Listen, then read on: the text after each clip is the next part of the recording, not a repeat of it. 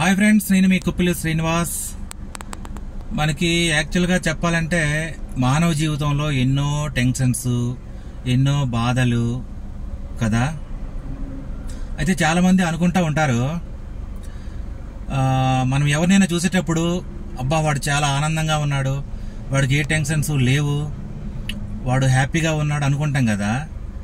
వాడు అలా ఉండడానికి కారణం ఏంటి అంటే, ఏ సమస్య వచ్చినా ఏమైనా జరిగినా కూడా ధైర్యంగా ఎదుర్కొని ముందుకు వెళ్తూ ఉంటాడు. ఎప్పుడైతే ధైర్యంగా ఎదుర్కొని ముందుకు వెళ్తూ ఉంటాడో వాడు ఎప్పుడు ప్రశాంతంగా కనిపిస్తాడు.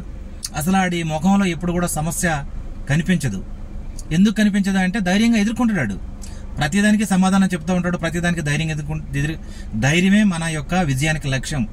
అందుకని ఎన్ని సమస్యలు వస్తూ ఉంటాయి, మనం ధైర్యంగా ముందుకు వెళ్ళడమే, ధైర్యంగా నిలబడగలగడమే. అర్థమవుతుందా? సమస్య లేని మనిషి అంటూ ఎవడు ఉండడు.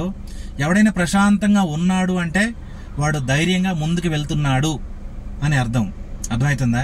కానీ ఎవరికి సమస్య లేకుండా ఈ భూమి మీద ఎవరు ఉండలేరు.